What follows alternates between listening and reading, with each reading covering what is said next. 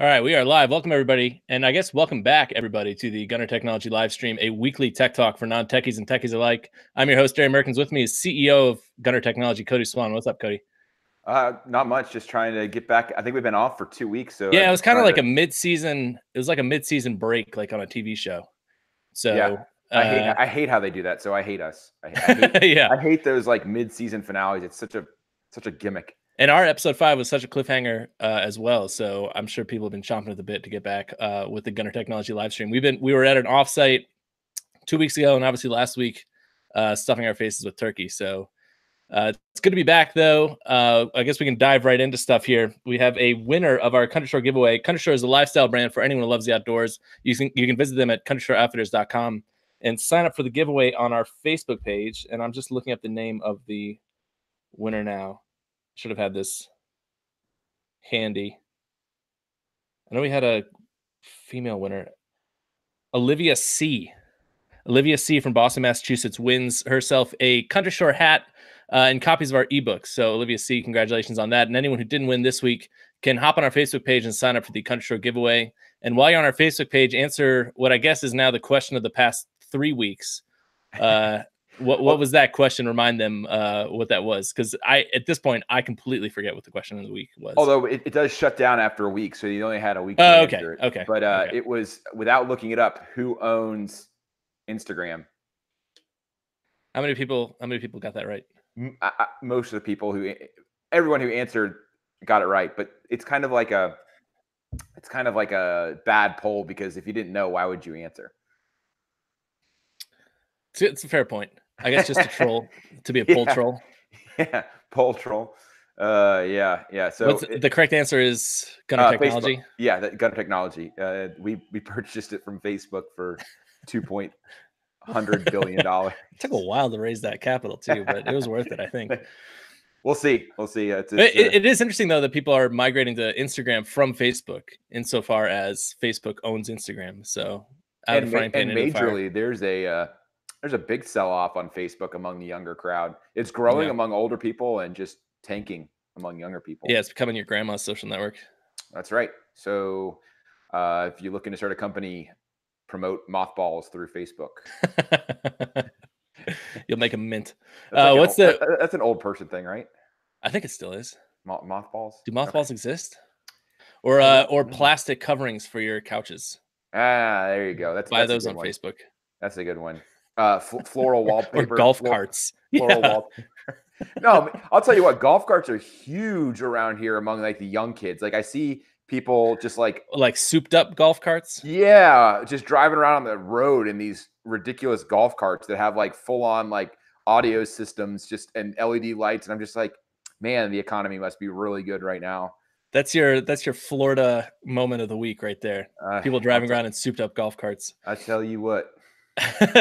What's the question of the week next week? What do we got coming up there? Have you or do you plan on buying Christmas gifts online this year? Oh, come on. Come on. Everyone, if that's not 1,000%. Everyone should answer yes, unless you're looking for floral wallpaper. But then how are you even answering our poll? Do we get any write-in responses to the polls? I could see that happening. We don't get. We can. We haven't gotten any. But handwritten letters. Because that's the only. Those are the only people who wouldn't be buying Christmas gifts online, I think. Right. Anyways, hop on our Facebook page and answer that question of the week. But let's go ahead and dive into things here. I guess to catch everyone up, this is kind of like a previously on Lost moment, because it's been a couple weeks now since we've been talking about the Entrepreneur series. But basically, I think at this point in the series, we're sort of at the phase where we have a fully functioning app, and it's sort of like the next steps after that. Once you have your app built, once you have your app launched, it's really all about sort of refining the application based on feedback from users and marketing the heck out of your application to sort of get as many eyeballs on it as possible. But before we get into all that stuff, what we're going to talk about this week is sort of the common pitfalls of entrepreneurship. So these are sort of things that we've noticed over the years that sort of, I guess, wreck projects or delay projects or hamstring projects, whatever you want to say. So what's been the biggest pitfall that you've seen as far as working with entrepreneurs? Breaking the law. Okay, that's a good one. It's a good I one off have, the bat. we kind of have, we've already discussed this one I, is it, I guess it was a civil penalty. So is that breaking the law? Oh, that's a great question. I'm gonna Is say that, yes. if you get sued, have you broken the law? Or is that, I think by are you, definition you have to have you broken a tort? Have you broken a Pop Tart? a pop tort. A Pop Tort? Possibly, you might have popped a tort, but I think I popped a tort I working think by out just before this episode. yeah, I think by definition, if you lose a lawsuit, you have broken some law. Interesting. Interesting. So, okay. Because otherwise, why would they rule in your favor? Yeah. But that's a made up answer, so that could be entirely wrong. Anyways, civil suits. Right, What right. do you, We've seen some companies get sued into oblivion for breaking the law. In the news, you see what was that company? Theranos, that gal who basically bilked people by lying about what the company did and how well it was doing. That was definitely a criminal violation. So those are the two biggest ones. I mean, not most common, but the two biggest ones that will certainly catch up to you is if you break the law, you're gonna run into it sooner or later. And the thing is, there's a lot of gray areas. I mean, not so much with criminal law, but with civil law, there's a lot of gray area because it's not really an offense until it's ruled to be an offense, kind of thing. So what we see often is smaller companies, as they're starting out, take chances with that. They skirt that gray line, right? But the bigger you get, the further you have to pull away from that gray line, because when you're small and you have no money, you're not a target. So let's say you're infringing on another company's patent, for example. Well, they're not going to come after you. It's a gray area. Let's just say you're not really sure. You don't have a lot of money, so you don't want to pay 10 grand to a patent attorney to come figure out if you're infringing upon a patent. And so you're like, all right, for a little bit to get off the ground, we're just not going to worry about this, and we're just going to kind of like, keep going to get ourselves off the ground. But as soon as you get yourself off the ground and have some funds, you need to figure that out, because you become more and more of a target the larger you get, kind of thing. and do we have any direct examples of that? Any that we can talk about? Yeah, well, we talked about, I think we discussed it in this series, which was RadPad. I think we talked about RadPad maybe first or second episode, but just for anyone who didn't see that, maybe sort of talk through that again. Yeah, so it was one of those things where it's kind of like a gray area, right? Where RadPad was creating a rental marketplace where people could post and find listings for rentals. And basically, it was really used, or excuse me, it was widely used by people to find listings, but it was, especially as it was getting started, not a lot of people were posting their listings to RadPad. They were using more established services like Craigslist, like Westside Rentals, things like that. So RadPad was scraping the listings, basically having like a little bot log on to Craigslist and Westside Rentals and pull the data that was publicly available. To be fair, it's, all the data on Craigslist is publicly available. So all they were doing is basically having a robot do what a human would do, is take the data from Craigslist and put it into RadPad system. So RadPad had a lot of listings in their system. And unfortunately, as RadPad grew, they never stopped that practice. So they became a target once they started getting, off the ground and started cutting into Craigslist market share. And then Craigslist sued them. It was like $400 million. Yeah, there was some gigantic figure. It was hundreds of millions of dollars for sure. Yeah, and there's just no coming back from that. And that's actually, I was going to say, that's kind of going out with a bang, not a whimper. But I think more often we see ideas and projects go out with a whimper instead of a bang, just kind of peter out. So what are some common pitfalls that lead to a project just sort of fizzling out and just slowly, quietly disappearing? Well, for one, too many cooks in the kitchen, which we're well aware of, is a big one, meaning a very common one. That's a big one, and what happens there is kind of like you're paralyzed by either indecision or too many decisions. And so basically you have like this democracy of ideas, and nothing is ever agreed upon. So, or everything is agreed upon. So it's basically like, we can't come to a consensus, so we won't do this, or we can't come to a consensus, so let's do everyone's idea.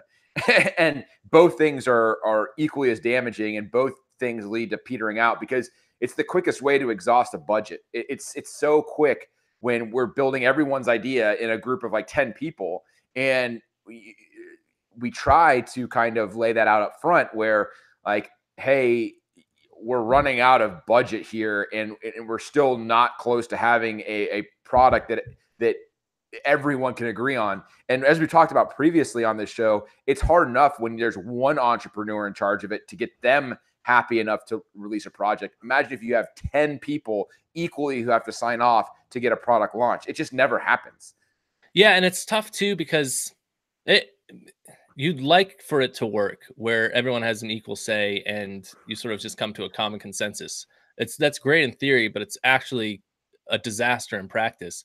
You actually need some sort of overseer, some sort of dictatorial presence to basically say thumbs up, thumbs down to whatever idea you're discussing. If you don't have that entity in place, then you're just going to be either, like you said, spinning your wheels for forever, or building out everything under the sun, and it either becomes sort of a stagnated, stale product, or just a hot mess.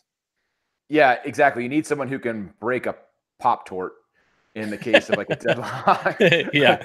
Yeah, and that sort of like the benevolent dictator who's just been like, okay, I've heard all your guys' feedback, and this is what we're doing, kind of thing. Yep. That's exactly what you need. And you run into that also with investors too, where you want an investor who's going to be invested in the project, meaning not just giving you money, but lending expertise as well. That's the ideal investor. But you don't want an investor who hijacks the product, meaning, oh, we have to have this, we have to have this. And the entrepreneur is in a tough situation because they may have taken a lot of money from this entrepreneur, but they have to. It's like that scene from Batman, Dark Knight, where he's like, we paid you a lot of money, and he's like, and you think this gives you power over me? It's kind of like you have to have that attitude. Like, yes, you have given me a lot of money, and it wasn't a gift; it was an investment because you believed in me to make you a lot of money on the money you gave me. So I appreciate that, but I'm helping you maybe even more than you help me. So trust me on this. We need to launch. Sometimes you just need to put your hand on the entrepreneur's or on the investor's shoulder. That's right. And just ask them directly what's going on. So I guess one of the other ways that I've seen stuff peter out, and it's actually interesting talking about investors and sort of the allocation of capital, is in some ways the misallocation of capital towards the product side of things versus the marketing side of things. By which I mean, at some point you have to start marketing your product, because the more money that you spend on the actual development of the product, the more you sort of try and get it as perfect as you possibly can before you actually launch, instead of actually launching it, sort of running a gigantic marketing campaign behind it. That seems to be the number one method for success, is to have a tremendous marketing budget and to sort of build something that's good enough. It might not be perfect, and then make it perfect over time as you sort of get feedback and you see how users are using it, via a gigantic marketing budget, as opposed to spending all of your money on development and having, $5 to spend on marketing, and nobody looks at your product because they have no idea it's out there. Yeah, and actually, on that note, it gave me a good idea, because there is a bit of not a catch-22, like a Washington Post catch-22, to use an inside joke, which is a mystifying catch-22. But basically, so especially in a lot of products that have a network effect, it's tough to get people using it without a lot of people using it, kind of thing. Yeah, so exactly.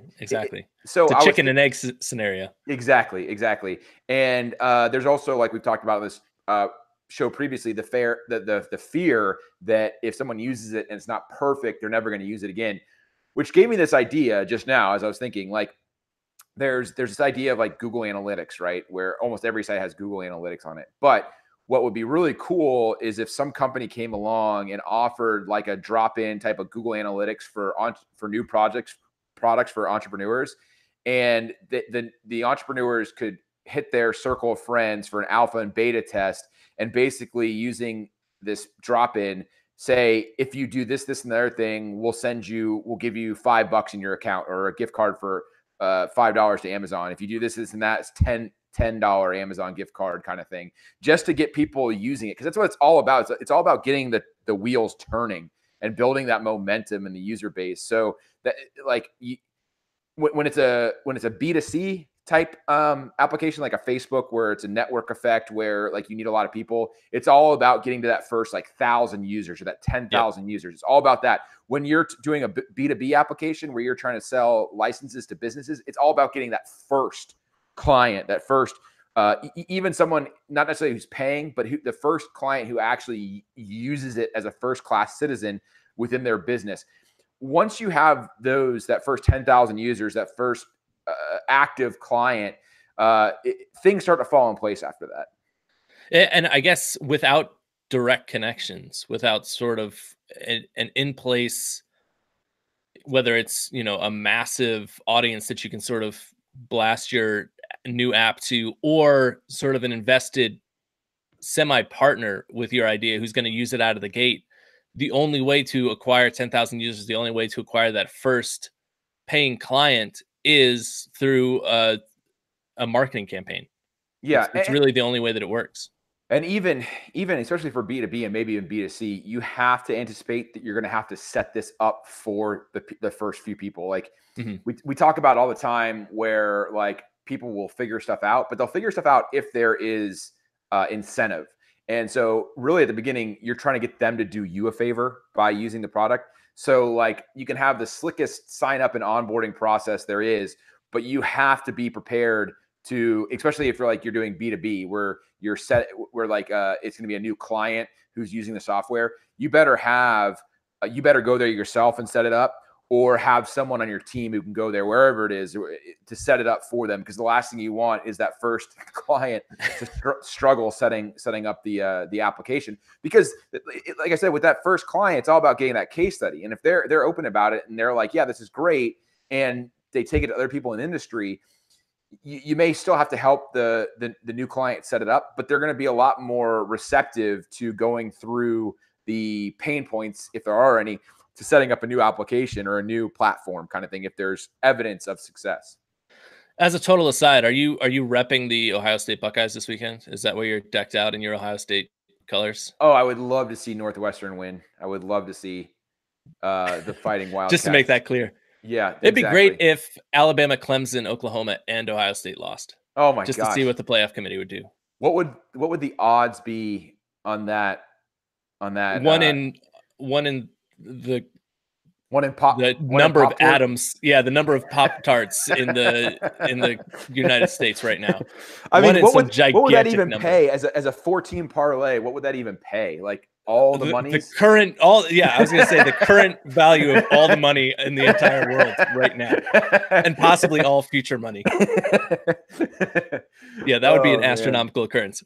So we've got 3 really good pitfalls right now. We sort of got Don't Break the Law, which is a great pitfall for life in general. Yeah. We've got Don't sort of let your project fizzle out through too many cooks in the kitchen, or sort of political infighting and stuff like that. We've got Don't forget to market your product, which I think is a huge one, and that's one of the things that people often forget, is that you can't just release a product and hope to get lucky. You can. It's a 1 in the odds of all 4 of those teams losing this weekend chance of your product hitting. Are there any other pitfalls that you've seen over the course of the years of working with entrepreneurs? Yeah, actually, trying to moonlight for too long. Like, moonlighting is fine in the beginning, but you have to have a strategy to get out of your current job. And especially, you're not going to raise any money while you're moonlighting. So you have to have that strategy. You have to meaning like how you're going to leave your current job, how much money you need from investors to leave your current job, or how many paying clients you need to leave your current job. You have to have a firm plan in place to stop moonlighting. If not at the beginning, stop moonlighting, because so many times I've seen like entrepreneurs hot and heavy, and they're moonlighting, and then like stuff starts to go wrong at work, or stuff starts to go really well at work, and they just drop their project, either to get things back on track at work, or because they got a promotion. They're like, I don't need to do this anymore, kind of thing. Is there any sort of strategy there in terms of finding someone to sort of take over the product for you and be that figurehead if you can't be, or if you're not comfortable leaving your job? Because I know a lot of people are very wary of taking that risk. It's tough because there are very capable people out there of being CEOs of small companies. What you're not going to find is someone who's as passionate about your idea as you are. Yeah, the odds of that are the odds of those 4 teams winning. Like finding someone who really cares about it's like it'd be like finding someone who cares about your child as much as you do. Honestly, right. It would be. So it's not. I mean, once you grow it, if you grow it and get it to the point where it's profitable, then people like money. They really like money. So once they see the potential, then you'll have more chance of someone taking over. But in the startup phase, when you're trying to get off the ground, you're not going to find anyone else to take it over. Well, I think that's a great place to leave it. So that's going to do it for this week's episode of the Gunner Technology Livestream. We will be back. We will be back next week at our regular time, Thursday, 1 p.m. Eastern time. There shouldn't be any breaks until, I guess, for the rest of 2018. It's crazy that the year's almost over. I know. It really is. It's nuts. You can check out the blog post for this episode at gunnertech.com. You can check out the podcast on iTunes. Our ebooks are available on iBooks, Amazon, Barnes & Noble, Kobo, and anywhere else ebooks are sold. Make sure to hop on our Facebook page to enter the Country Store giveaway. Country Store is a lifestyle brand for anyone who loves the outdoors. You can visit them at countrystoreoutfitters.com. And while you're on our Facebook page, go ahead and answer our question of the week, which this week's question is, Cody, remind them of that. I should have just gone with, have you already bought stuff online for Christmas? But it's, have you, or do you plan on buying Christmas gifts online this year? Or even like, okay, so the next week's question, or week after next question, should be, have you bought the majority of your gifts online? Yeah. I'd be curious if anyone bought, because I bought a couple things retail, but my gosh, 99% have been online. Totally. So hop on our Facebook page, answer that question of the week. We're glad to be back. Thank you guys for watching, and catch us next Thursday at 1 p.m. Eastern time for the next episode of the Gunner Technology Livestream. I'm Derry. That's Cody. We'll see you next week.